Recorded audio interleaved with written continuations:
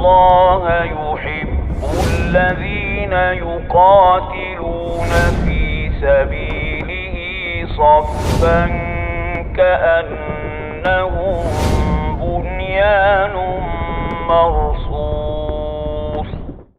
السلام علیکم ورحمۃ اللہ وبرکاتہ۔ میں ہوں محمد ارشاد صدیقی اور آپ دیکھ رہے ہیں حقائق کی تلاش۔ ناظرین، ویڈیو شروع کرنے سے پہلے ہم اپنے نئے آنے والے دوستوں سے گزارش کرتے ہیں کہ چینل کو سبسکرائب کیجیے اور بیل آئیکن کو پریس کیجیے تاکہ ہماری ہر نئی آنے والی ویڈیو آپ تک بآسانی پہنچ سکے۔ حضرت عیسیٰ علیہ السلام کا نزول کب ہوگا؟ آخری زمانے میں قرب قیامت حضرت مہدی رضی اللہ تعالیٰ عنہ کا ظہور ہوگا۔ ان کے ظہور کے 7 سال بعد دجال نکلے گا۔ اس کے بعد اس کو قتل کرنے کے لیے حضرت عیسیٰ علیہ السلام آسمان سے نازل ہوں گے۔ حضرت عیسیٰ علیہ السلام کا نزول دمشق میں ہوگا، عین اس وقت جب کہ نماز فجر کی اقامت ہو چکی ہوگی۔ جامع دمشق کے شرقی مینارہ کے پاس نزول فرمائیں گے۔ آپ علیہ السلام اپنی دونوں ہتھیلیاں فرشتوں کے پروں پر رکھے ہوئے ہوں گے۔ ان کی تشریف آوری پر امام مہدی جو مصلی پر جا چکے ہوں گے پیچھے ہٹ جائیں گے اور ان سے امامت کی درخواست کریں گے، مگر آپ علیہ السلام امام مہدی کو حکم فرمائیں گے کہ نماز پڑھائیں کیونکہ اس نماز کی اقامت آپ کے لیے ہوئی ہے۔ حضرت عیسیٰ علیہ السلام کی تشریف آوری کا مقصد حضرت محمد صلی اللہ علیہ وسلم نے خود پوری وضاحت سے بیان فرما دیا ہے، جس کا خلاصہ یہ ہے کہ حضرت عیسیٰ علیہ السلام نازل ہو کر صلیب کو توڑ دیں گے، خنزیر کو قتل کریں گے، جزیہ موقوف کر دیں گے اور تمام لوگوں کو اسلام کی دعوت دیں گے۔ اللہ تعالیٰ ان کے زمانے میں اسلام کے سوا تمام ملتوں کو ہلاک کر دیں گے اور اللہ تعالیٰ ان کے زمانے میں مسیح دجال کو ہلاک کر دیں گے۔ روئے زمین پر امن و امان کا دورہ ہوگا۔ شیر اونٹوں کے ساتھ، چیتے گائے بیلوں کے ساتھ اور بھیڑ بکریوں کے ساتھ چرتے پھریں گے۔ حضرت عیسیٰ علیہ السلام زمین پر 40 برس ٹھہریں گے، پھر ان کی وفات ہو جائے گی۔ مسلمان ان کی نماز جنازہ پڑھیں گے اور ان کو دفن کر دیں گے۔ قرآن کریم نے بہت واضح طریقے سے حضرت عیسیٰ علیہ السلام کے زندہ اٹھائے جانے کو بیان کیا ہے، اور وہ یعنی یہود قتل عیسیٰ کے بارے میں ایک چال چلے، اور اللہ تعالیٰ نے بھی عیسیٰ علیہ السلام کو بچانے کے لیے تدبیر کی، اور اللہ تعالیٰ خوب تدبیر کرنے والا ہے۔ اور یہ کہنے کے سبب کہ ہم نے مریم کے بیٹے عیسیٰ مسیح کو جو خدا کے پیغمبر کہلاتے تھے قتل کر دیا ہے، خدا نے ان کو ملعون کر دیا اور انہوں نے عیسیٰ کو قتل نہیں کیا اور نہ ہی سولی پر چڑھایا،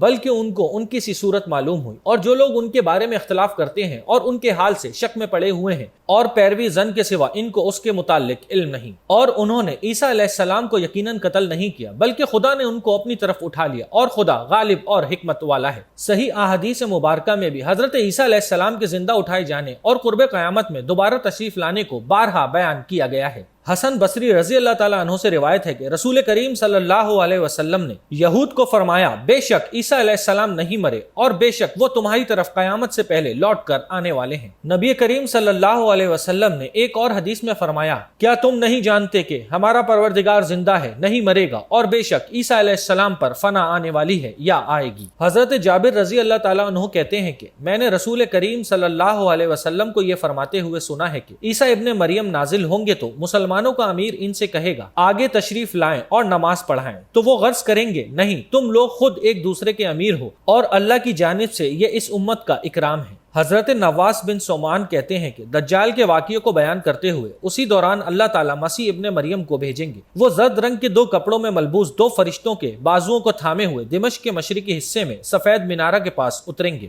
جب وہ سر جھکائیں گے تو موتی کی طرح قطرے دھلکتے دکھائی پڑیں گے۔ لط کے دروازے پر دجال کو پکڑ کر قتل کریں گے۔ حضرت جابر بن عبداللہ رضی اللہ تعالیٰ عنہ دجال کا قصہ بیان کرتے ہوئے فرماتے ہیں کہ اس وقت اچانک حضرت عیسیٰ علیہ السلام مسلمانوں کے پاس پہنچیں گے۔ نماز کھڑی ہو رہی ہوگی، ان سے کہا جائے گا کہ اے روح اللہ آگے بڑھیے۔ وہ کہیں گے تمہارا امام ہی آگے بڑھ کر نماز پڑھائے گا۔ نماز سے فارغ ہو کر لوگ دجال کے مقابلے کے لیے نکلیں گے۔ دجال حضرت عیسیٰ علیہ السلام کو دیکھ کر ایسا گھلنے لگے گا جیسے نمک پانی میں گھل جاتا ہے۔ پھر حضرت عیسیٰ علیہ السلام آگے بڑھ کر اس کو قتل کر دیں گے، اور حالت یہ ہوگی کہ شجر و حجر آواز لگائیں گے کہ اے روح اللہ میرے پیچھے یہودی چھپا ہے، چنانچہ وہ دجال کے چیلوں میں سے کسی کو بھی نہ چھوڑیں گے۔ حضرت ابو ہریرہ رضی اللہ تعالیٰ عنہ سے روایت ہے کہ رسول کریم صلی اللہ علیہ وسلم نے فرمایا، قسم ہے اس ذات کی جس کے قبضے میں میری جان ہے، وہ وقت ضرور آئے گا جب تم میں اے امت محمدیہ ابن مریم حاکم عادل کی حیثیت سے نازل ہو کر صلیب کو توڑ دیں گے، یعنی صلیب پرستی ختم کریں گے، خنزیر کو قتل کر کے جنگ کا خاتمہ کریں گے، اور مال و دولت کی ایسی فراوانی ہوگی کہ اسے کوئی قبول نہ کرے گا، اور لوگ ایسے دیندار ہو جائیں گے کہ ان کے نزدیک ایک سجدہ دنیا و مافیا سے بہتر ہوگا۔ حضرت عیسیٰ علیہ السلام نزول کے بعد زمین پر 40 سال तक जिंदा रहेंगे। हजरत मेहदी के आखिरी जमाने में दज्जाल अकबर का फितना अजीम सिवाय मक्का और मदीना और बैतुल मुकद्दस और कोहे तूर के सारे आलम पर छा जाएगा और ये फितना दुनिया के तमाम फितनों से अजीम तर होगा। दज्जाल का कयाम और फसाद सिर्फ 40 दिन रहेगा, मगर इन 40 दिनों में से पहला दिन 1 साल का, दूसरा दिन 1 महीने का, तीसरा दिन 1 हफ्ते का होगा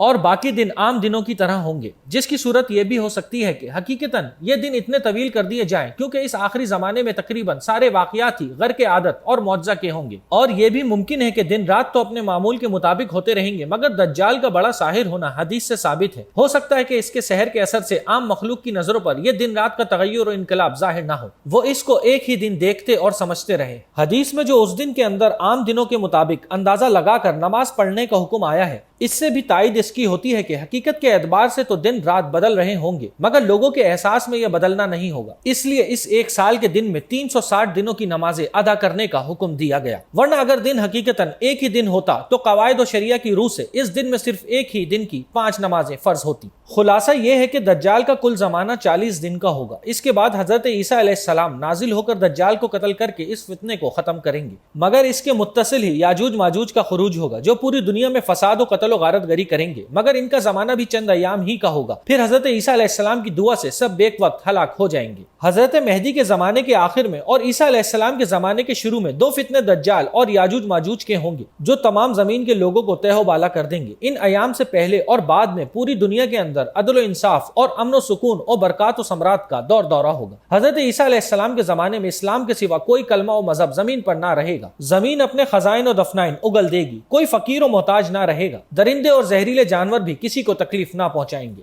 हाफिज ने फतह बारी में इसको मौवल या मरजू करार देकर 40 साल ही का अरसा सही करार दिया है और हस्ब तसरी अहदीस से ये पूरा अरसा अमन अमान और बरकत के ज़हूर का होगा। बुग़्ज़ व दावत आपस में कतन न रहेगा, कभी 2 आदमियों में कोई झगड़ा या अदावत नहीं होगी। इस अमन व अमान के जमाने में बैतुल्लाह का हज व उम्रा जारी रहेगा। हजरत ईसा अलैहिस्सलाम की वफात और रोज़ा अक़दस में दफन रिवायत हदीस से साबित है। इसकी भी यही सूरत होगी कि वो हज या उम्रे के लिए हिजाज का सफर करेंगे। इसके बाद मदीना तैयबा में वफात होगी और रोज़ा अक़दस से मान मुत्तसल दफन किए जाएंगे। हजरत ईसा अलैहिस्सलाम एक आदिल हाकिम और मुनसिफ इमाम की हैसियत से उतरेंगे और हज या उम्रे या दोनों ही की नियत के साथ जाते हुए मकाम फज से गुजरेंगे और मेरी कब्र पर भी जरूर आएंगे और मुझे सलाम करेंगे और मैं उनको जवाब दूंगा। हजरत ईसा अलैहिस्सलाम दज्जाल के कत्ल से फारिग होने के बाद बैतुल मुकद्दस तशरीफ ले जाएंगे और हजरत शुएब की कौम जो कि हजरत मूसा अलैहिस्सलाम का ससुराल है यानी कबीला जुज़ाम जो कि कौम शुएब की एक शाख है, उसमें निकाह फरमाएंगे और उनकी औलाद भी होगी। निकाह के बाद 19 साल कयाम फरमाएंगे। हजरत ईसा अलैहिस्सलाम का कुल जमीन में कयाम 40 साल होगा। अपने नज़ूल के 21 साल के बाद आप अलैहिस्सलाम निकाह फरमाएंगे। निकाह के बाद 19 साल कयाम होगा, औलाद होगी और 40 साल के बाद रहलत फरमाएंगे। मुसलमान हजरत ईसा अलैहिस्सलाम की नमाज जनाजा पढ़कर नबी आखिरुज़्ज़मा हजरत मोहम्मद सल्लल्लाहु अलैहि वसल्लम के साथ रोज़ा अथर पर दफना देंगे। हजरत अब्दुल्ला बिन सलाम के पोते हजरत मोहम्मद बिन यूसुफ अपने दादा से नकल करते हैं कि तौरा में हजरत मोहम्मद सल्लल्लाहु अलैहि वसल्लम और हजरत ईसा अलैहिस्सलाम की सिफ़त जिक्र की गई है और इसमें यह भी है कि हजरत ईसा अलैहिस्सलाम नबी करीम सल्लल्लाहु अलैहि वसल्लम के साथ ही रोज़ा अतर में दफन होंगे। हजरत आयशा सिद्दीका रजी अल्लाह ताला अन्हा फरमाती हैं कि मैंने नबी करीम सल्लल्लाहु अलैहि वसल्लम से सवाल किया कि मुझे ये ख्याल है कि मैं आपके बाद जिंदा रहूंगी, तो क्या आप मुझे इस बात की इजाजत देते हैं कि मैं आपके बराबर में दफन हो जाऊं?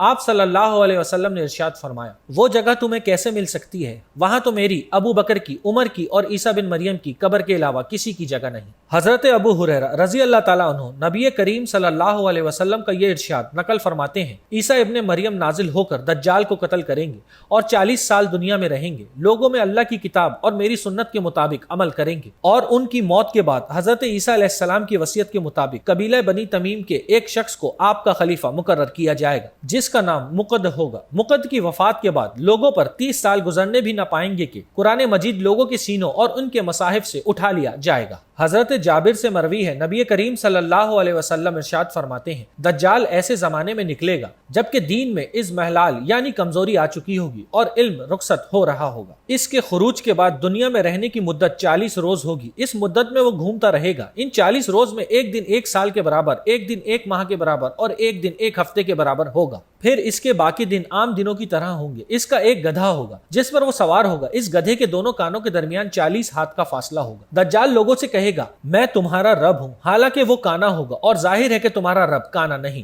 لہٰذا تمہارے لیے یہ فیصلہ کر لینا کہ وہ تمہارا رب نہیں ہے نہایت آسان ہے۔ اس کی دونوں آنکھوں کے درمیان پیشانی پر کافارہ کافر لکھا ہوگا، جسے ہر مومن پڑھ سکے گا، خواہ وہ لکھنا پڑھنا جانتا ہو یا نہیں۔ وہ ہر پانی اور گھاٹ پر اترے گا سوائے مدینہ اور مکہ کے۔ اللہ تعالیٰ نے ان دونوں شہروں کو اس پر حرام کر دیا ہے، اور ان کے دروازوں پر فرشتے کھڑے پہرا دے رہے ہیں تاکہ دجال داخل نہ ہو سکے۔ اس کے ساتھ روٹی کے ذخیرے پہاڑوں کی مانند ہوں گے، اور سوائے ان لوگوں کے جو اس کی پیروی کریں گے سب لوگ مشقت میں ہوں گے۔ اس کے ساتھ دو نہریں ہوں گی جن کو میں اس سے زیادہ جانتا ہوں، ایک نہر کو وہ جنت کہے گا اور دوسری نہر کو آگ کہے گا۔ بس جو شخص اس نہر میں داخل کیا جائے گا جس کا نام دجال نے جنت رکھا ہوگا وہ در حقیقت آگ ہوگی، اور جو شخص اس نہر میں داخل کیا جائے گا جس کا نام دجال نے آگ رکھا ہوگا وہ در حقیقت جنت ہوگی۔ اور اللہ اس کے ساتھ شیاطین بھیجے گا جو لوگوں سے باتیں کریں گے، اور اس کے ساتھ ایک عظیم فتنہ یہ ہوگا کہ وہ بادلوں کو حکم دے گا تو وہ لوگوں کو بارش برساتے ہوئے نظر آئیں گے، اور وہ ایک شخص کو قتل کرے گا، پھر لوگوں کو نظر آئے گا کہ وہ اسے زندہ کر رہا ہے۔ دجال کو اس شخص کے علاوہ کسی اور کو مارنے اور زندہ کرنے پر قدرت نہیں دی جائے گی، اور وہ کہے گا اے لوگو کیا اس جیسا کارنامہ رب عز و جل کے سوا کوئی اور کر سکتا ہے؟ یعنی میرا یہ کارنامہ میرے رب ہونے کی دلیل ہے۔ پس مسلمان شام کے جبل دخان کی طرف بھاگ جائیں گے، اور دجال وہاں آ کر ان کا محاصرہ کر لے گا۔ یہ محاصرہ بہت سخت ہوگا اور ان کو سخت مشقت میں ڈال دے گا۔ پھر فجر کے وقت حضرت عیسیٰ علیہ السلام نازل ہوں گے۔ وہ مسلمانوں سے کہیں گے اس خبیث کذاب کی طرف نکلنے سے تمہارے لیے کیا مانے ہیں؟ مسلمان کہیں گے کہ یہ شخص جن ہے لہٰذا اس کا مقابلہ مشکل ہے۔ غرض مسلمان روانہ ہوں گے تو حضرت عیسیٰ علیہ السلام ان کے ساتھ ہوں گے۔ پس نماز کی اقامت ہوگی تو حضرت عیسیٰ علیہ السلام سے کہا جائے گا یا روح اللہ آگے بڑھیے اور نماز پڑھائیے۔ وہ فرمائیں گے تمہارے امام کو آگے بڑھ کر نماز پڑھانی چاہیے۔ غرض نماز فجر ادا کر کے یہ سب لوگ دجال کی طرف نکل کھڑے ہوں گے۔ پس کذاب دجال عیسیٰ علیہ السلام کو دیکھتے ہی یوں گھلنے لگے گا جیسے پانی میں نمک گھلتا ہے۔ عیسیٰ علیہ السلام اس کی طرف چلیں گے اور اسے قتل کر ڈالیں گے، حتیٰ کہ درخت اور پتھر بھی پکاریں گے یا روح اللہ یہودی یہ ہے۔ چنانچہ حضرت عیسیٰ علیہ السلام جو بھی دجال کا پیروکار ہوگا اسے قتل کر کر چھوڑیں گے۔